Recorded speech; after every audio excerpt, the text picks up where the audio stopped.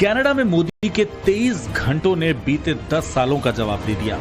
जवाब खालिस्तानियों को दिया, जवाब ट्रंप को मिला, जवाब पाकिस्तान को दिया, जवाब कांग्रेसियों को भी मिला।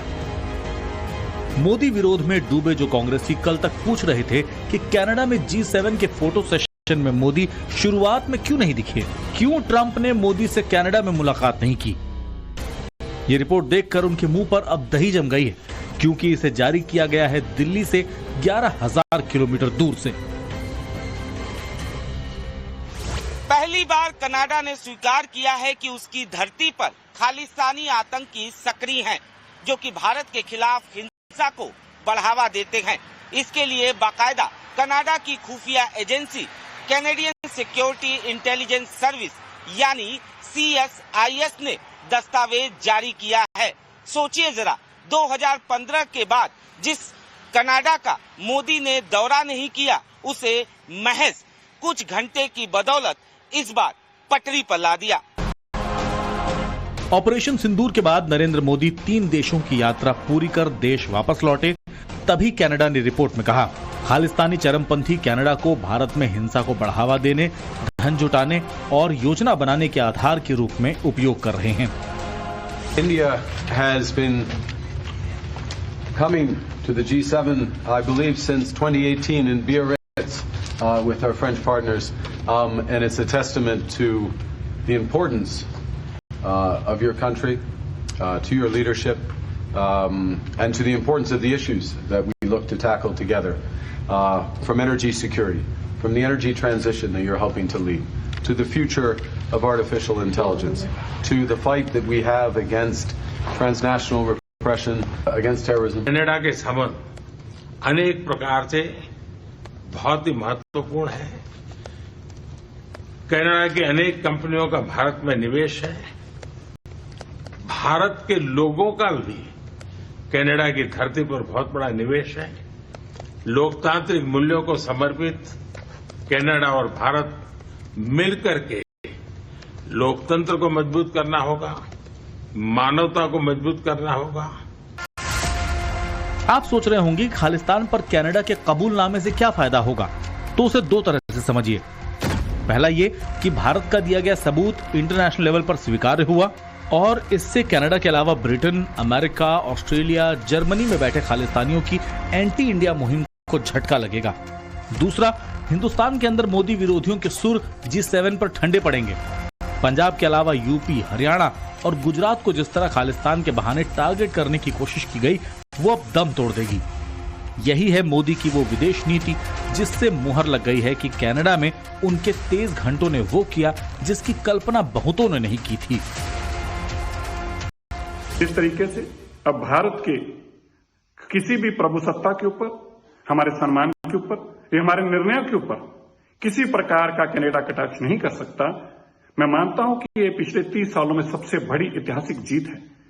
इससे पता चलता है, 2 बातें स्पष्ट होती हैं। एक, आज हमारा भारत किस पायदान पे खड़ा है कि आज भारत ये डिसाइड करता है कि दुनिया से किससे नेगोशिएट करना और किससे नहीं नेगोशिएट करना। प्रधानमंत्री नरेंद्र मोदी ने विदेशी लीडर्स को हिंदुस्तान के 8 अलग अलग राज्यों के गिफ्ट्स दिए, अलग अलग मैसेज के साथ। कूटनीति के मंच पर मोदी का ये वो पहलू है जिसे कांग्रेस नहीं समझ पाई। राहुल गांधी के पास कनाडा और G7 को लेकर कहने के लिए कुछ था नहीं, इसीलिए अपने जन्मदिन की व्यस्तताओं के बहाने खुद को बिजी रखा। हालांकि स्वयंभू जननायक की पार्टी के सोशल मीडिया अकाउंट से ट्रंप वाला मुद्दा जरूर उछाला गया, वही नरेंद्र सरेंडर वाला जुमला।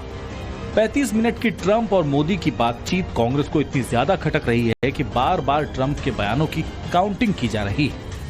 मगर मोदी विरोध में कांग्रेस ये भूल गई कि ट्रंप जितनी बार भी भारत और पाकिस्तान के लिए बोल रहे हैं, वो 2 देशों के बीच का आधिकारिक बयान नहीं है, बल्कि ट्रंप का एक बयान भर है।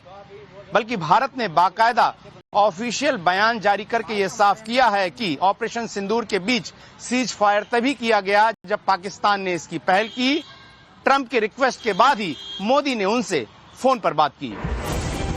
अब जिस तरह ट्रंप नहीं समझ पा रहे, उसी तरह कांग्रेस भी अपना कंफ्यूजन दूर नहीं कर पा रहे। इसीलिए विदेश नीति पर नया एजेंडा सेट करने की कोशिश की। जो बात डोनाल्ड ट्रंप सार्वजनिक रूप से बार बार दोहराते हैं, उसका जवाब प्रधानमंत्री को स्वयं सार्वजनिक रूप से ही देना चाहिए और बोलना चाहिए कि नहीं, आपकी ये बात गलत है, आपके दावे गलत है, खोखले हैं, गलत है। ये बोलना आवश्यक है। जिस तरह कनाडा को लेकर कांग्रेस का भ्रम दूर हुआ, ठीक उसी तर्ज पर ट्रंप का सीज फायर वाला बड़बोलापन भी कांग्रेस की गलतफहमी दूर करेगा। इसके लिए मोदी सही वक्त और सटीक मौके का इंतजार कर रहे हैं, क्योंकि ये आज का भारत है, अपनी शर्तों पर चलने वाला। फिर चाहे बात पाकिस्तान की हो या अमेरिका से जुड़ी। दौरे पर था तब उसने भारत के खिलाफ बहुत कुछ कहा, लेकिन बातचीत की अपील भी करता रहा। आसिम मुनीर ने कहा कि जैसे सब देश एक दूसरे के साथ बैठकर अपने मतभेद सुलझाते हैं, वैसे ही भारत और पाकिस्तान को भी करना चाहिए। उसने पहलगाम आतंकी हमले पर सीधे तौर पर कहा कि पाकिस्तान का इसमें कोई रोल नहीं है, लेकिन शांति की दुहाई भी देता हुआ नजर आया। कहते हैं कि व्हाइट हाउस में मुनीर जब ट्रंप के साथ टेबल पर बैठा था तो उसे खाने में भले ही लजीज बिरयानी परोसी गई, लेकिन मोदी की धाक का एहसास भी कराया गया और 35 मिनट की उस फोन कॉल का भी जिक्र किया गया जो ट्रंप के अनुरोध पर मोदी से हुई थी। भारत कभी भी मिलिट्री सॉल्यूशंस नहीं ढूंढता, पर अगर दूसरी साइड क्रॉस करेगी लाइन तो Bharat military solution, military response देने में झिझकेगा भी नहीं।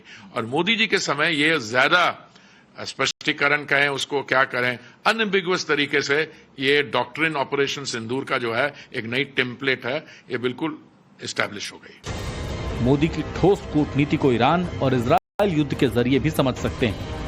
इजरायल और ईरान युद्ध पर मोदी की इजरायल के पीएम बेंजामिन नेतन्याहू से बात हुई। ट्रंप से बातचीत में भी मिडिल ईस्ट की लड़ाई पर चर्चा हुई। ईरान के अधिकारियों से भी भारत के विदेश मंत्रालय के बीच कम्युनिकेशन हुआ। पहले तुर्की और अब रूस, इन दोनों देशों ने ईरान और इजरायल के बीच मध्यस्थता की पहल की, मगर ऐसा मुमकिन नहीं हो पाया। अब जिस तरह मोदी ने G7 के मंच से इस युद्ध को रोककर शांति और स्थिरता पर जोर दिया है, उसके बाद वर्ल्ड कम्युनिटी में एक नई चर्चा शुरू हो गई है। चर्चा ये कि जब अमेरिका इजरायल को भड़का रहा है, तब क्या मोदी के मैसेज पर गौर किया जाएगा?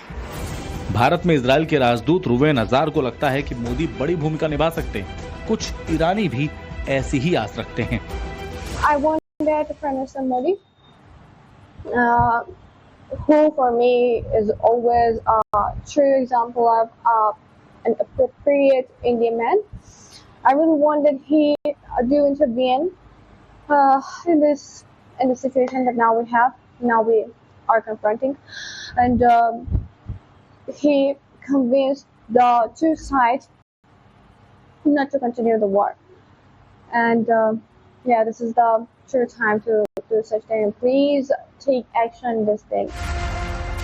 तो सवाल इस बात का नहीं कि मोदी का अगला कदम क्या होगा, बल्कि डिकोड ये किया जाने लगा है कि मोदी बहुत कम बोलकर भी क्या क्या कर सकते हैं। जवाब ईरान से लौटे जम्मू कश्मीर के इन छात्रों ने भी दिया, जिन्होंने सलामत वापसी के लिए मोदी सरकार के उठाए गए कदमों की खुले दिल से तारीफ की है। ब्यूरो रिपोर्ट, टाइम्स नाउ, नव भारत।